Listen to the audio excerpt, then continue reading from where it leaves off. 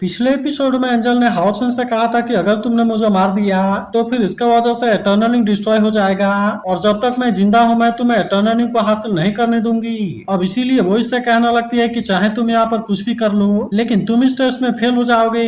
तब इसकी ऐसी बात सुनकर हाउसन उससे पूछता है कि क्या ये टेस्ट सच में इम्पॉसिबल है, जिस पर एंजल उससे कहती है कि हाँ मुझे लगता है कि तुमने इसके बारे में सही गेस किया, इसीलिए अब तुम्हारे पास केवल मेरा बात मानने के लिए रास्ता है, क्योंकि जब मैं तुम्हें एटर्नल पावर दूंगी तो फिर इसके वजह से तुम भी इनके जैसे ही बन जाओगे और फिर उसके बाद तुम बहुत ही पावरफुल और ब्यूटीफुल हो जाओगे। मगर इसके बाद भी हम देखते हैं कि हाउसन इतना आसानी से इसकी बात मानने वाला नहीं होता, इसीलिए वो इसे कहने लगता है कि मुझे तुम्हारे एटर्नल पावर की कोई जरूरत नहीं है। जिसके बाद वही हम देखते हैं कि एंजल इसे इतना आसानी से छोड़ने वाली नहीं होती और फिर कहने लगती है कि क्या ये तुम्हें पसंद नहीं आए। इसके बाद हम देखते हैं कि उसने तुरंत इस पर अपने पावर का यूज कर दिया था, जिसके बाद वो इसे कहने लगती है कि या तुम एक छोटे से लाइफ को एक्सेप्ट करो लेकिन अगर तुमने मेरे एटर्नल पावर को ले लिया तो फिर इसका वजह से तुम्हारी लाइफ भी हमारे जैसे हो जाएगी और इस तरह से तुम एटर्नल बनकर मोस्ट पावरफुल हो सकते हो। इसके बाद वो इससे कहने लगती है कि फिर तुम्हारी बॉडी वीक नहीं होगी, इसके अलावा तुम्हारी लाइफ भी काफी बढ़ जाएगी और इस तरह से तुम भी हमारे साथ में इस एटर्नल किंगडम में एंजॉय कर सकते हो।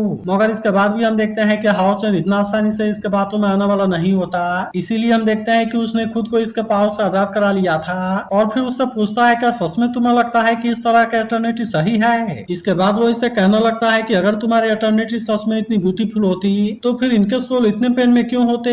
जिसके बाद वही हम देखते हैं कि सभी सच में इस बात से काफी परेशान होते हैं और कहने लगता है कि आखिरकार कितना टाइम हो गया, क्योंकि ऐसा लगता है कि अब तक हजारों साल गुजर गए होंगे। फिर वे उदास होते हुए कहने लगते हैं कि हमें इसमें काफी पेन फील हो रहा है और इसीलिए हमें ऐसी एटर्नल लाइफ नहीं चाहिए। जिसके बाद वही हम देखते हैं कि बाकी सभी भी इससे काफी परेशान होते हैं और कहने लगता है कि हमें ऐसी लाइफ नहीं चाहिए, क्योंकि ऐसा लगता है कि ये तो असल में डेथ से भी खतरनाक है। इसके बाद वे सभी कहने लगते हैं कि हम मरना चाहते हैं और इसीलिए हमें मर जाने दो। जिसके बाद वही हम देखते हैं कि एंजल भी इस बात से काफी परेशान हो गई थी, जबकि हाउसन उससे कहने लगता है कि तुम्हें लाइफ का असली मतलब नहीं पता, क्योंकि लाइफ भले ही शूटिंग स्टार के जैसा छोटा हो या फिर भले ही ये खत्म होने वाला हो लेकिन इससे असल में गोर्जियस और फ्रेश होना चाहिए। इसके बाद हम देखते हैं कि हाउसन सीधे इसके एटर्नल सोल को डिस्ट्रॉय करने के लिए चला गया था, लेकिन इसके बाद भी हम देखते हैं कि एंजल अभी इतना आसानी से हार मानने वाली नहीं होती और फिर वो इससे रोकते हुए कहती है कि तुम मेरे एटर्नल सोल को डिस्ट्रॉय ना करो। मगर वहीं अब हम देखते हैं कि हाउसन भी इतना आसानी से रुकने वाला नहीं होता और इसीलिए एंजल फिर से अपने पावर का यूज करके इसके ऊपर अटैक करती है। मगर तभी से भी हम देखते हैं कि सभी हाउसन के सपोर्ट में खड़े हो गए थे और उससे कहने लगता है कि तुम इसे मार दो और इस तरह से कर्ज को यहाँ से हटा दो।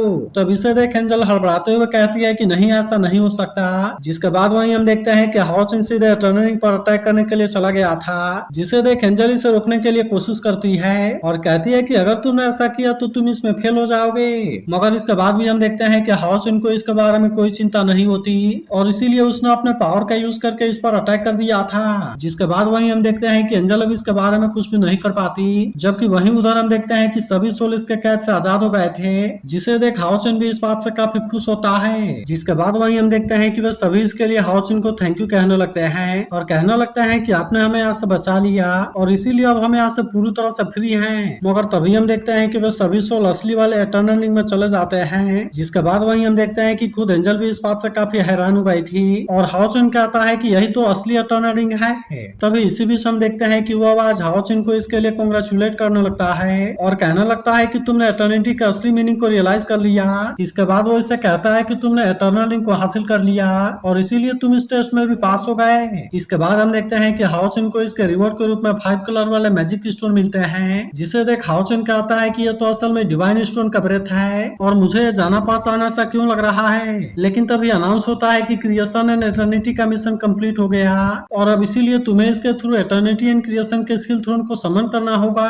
जिसके बाद वहीं हम देखते हैं कि हाउसन भी इस बात से काफी खुश हो गया था और कहने लगता है कि फाइनली मैं एटर्निटी एंड क्रिएशन के स्किल थ्रोन को हासिल करने वाला हूँ। इसके बाद हम देखते हैं कि हाउसन इसके लिए यहाँ से निकल जाता है, लेकिन फिर अगले सीन में हम देखते हैं कि वो किसी अनजाने जगह पर आ गया था, इसीलिए वो कहने लगता है कि ये कौन सी जगह है और क्या यहीं पर क्रिएटर का टेम्पल है। मगर तभी अचानक से यहाँ पर इसे डिमंस की हलचल दिखाई देती है, इसीलिए हम देखते हैं कि हाउसन अभी इस बात से काफी परेशान हो गया था और कहने लगता है कि मैं तो असल में डिमन गॉड के कॉन्टिनेंट में आ गया हूँ। वहीं डिमन कहने लगता है कि होली सिटी अब आगे ही है और इसीलिए हमें टाइम को भी सीज करना होगा।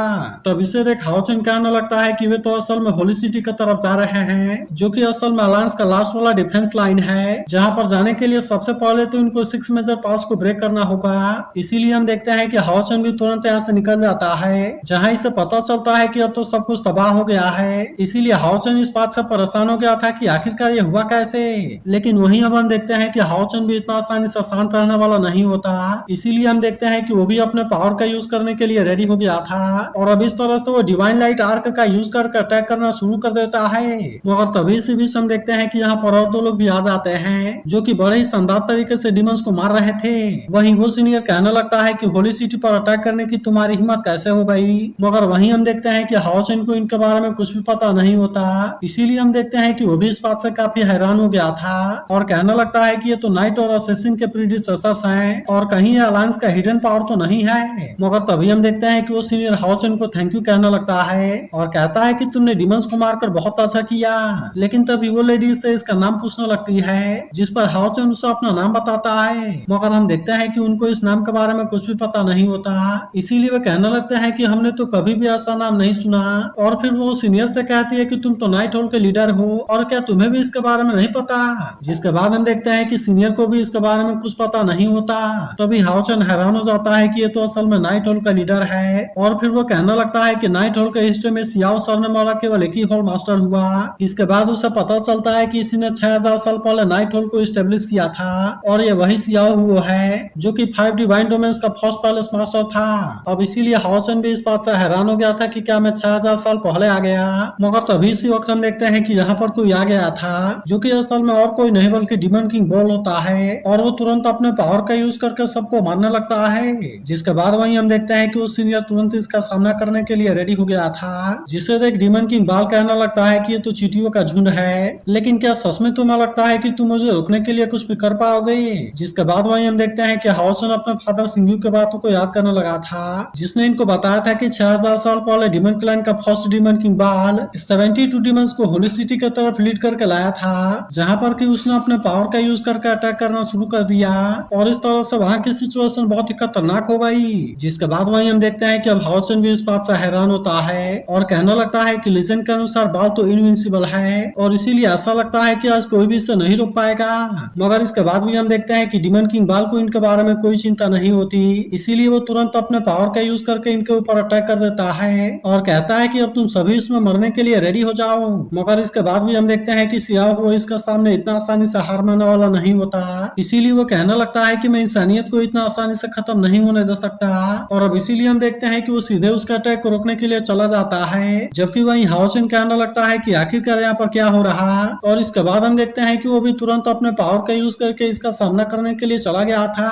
मगर इसके बाद भी हम देखते हैं कि इसका अटैक को रोक पाना इतना आसान नहीं होता। लेकिन इसके बाद हम देखते हैं कि हाओचन यहाँ से किसी दूसरी जगह पर आ गया था, इसीलिए हम देखते हैं कि वो भी इस बात से काफी हैरान होता है और कहता है कि यह जगह तो पहले वाले से अलग है। मगर तभी इसी बीच हम देखते हैं कि उसके सामने कुछ सीनियर बैठे होते हैं, जो इसे कहने लगता है कि हजारों साल हो गए और आज तक कोई भी इंसान मेरे सामने खड़ा नहीं हो पाया। मगर वहीं हम देखते हैं कि हाओचन इस पर कुछ भी नहीं बोलता।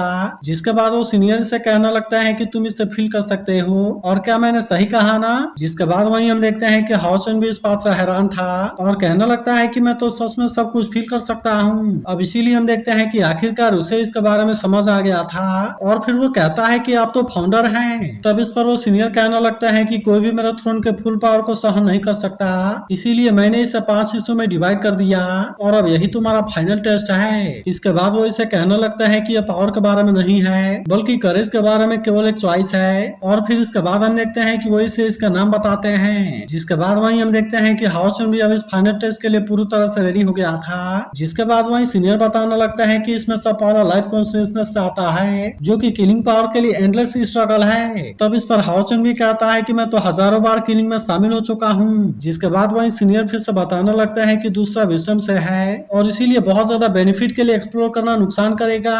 फिर वो कहने लगता है कि अगर तुम स्पिरिचुअल नहीं खोजते हो तो फिर लाइफ यहीं रुक जाएगी। इसके बाद वो बताते हैं कि तीसरा ऑर्डर से है, लेकिन मॉर्टल वर्ल्ड जो कि इससे बाधित करती है, मैं सैकड़ों जनरेशन के लिए सहन करने के लिए रेडी हूँ। फिर हाओचन आगे कहने लगता है कि अगर वो इंसानों की किस्मत को ओवरटर्न कर सकता है तो फिर मैं भी उसके लिए कोई कीमत चुकाने के लिए रेडी हूँ। इसके बाद वो कहने लगता है कि हैवी एनर्जी जो कि खुद को बांध कर रखती है। इसके बाद हाओचन कहने लगता है कि अगर मैं उनको मरते हुए देख सकता हूँ तो फिर मैं वो नहीं हूँ। इसके बाद हम देखते हैं कि वो सीनियर से 5th नंबर वाले के बारे में बताने लगता है और फिर कहने लगता है कि तबाही की वजह से कायरता असल में पावरलेसनेस में होती है। जिसके बाद हाओचन कहने लगता है कि मैं कायरता की कीमत को जानता हूँ, इसीलिए मैं इसमें कभी भी नहीं फंसूंगा।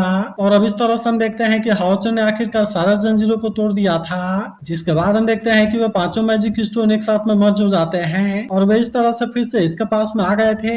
जिसके बाद वहीं हम देखते हैं कि हाओचन इस बात से काफी हैरान हो गया था और कहता है कि क्या मैं इसमें कामयाब हो गया। तब इस पर वो सीनियर उसे कहते हैं कि हाँ तुमने कर दिखाया। तो अगर एक्सप्लेनेशन अच्छा लगा हो तो इस वीडियो को लाइक और इस पर एक कमेंट जरूर कर देना और इसका अगला पार्ट भी बहुत ही जल्द अपलोड होगा।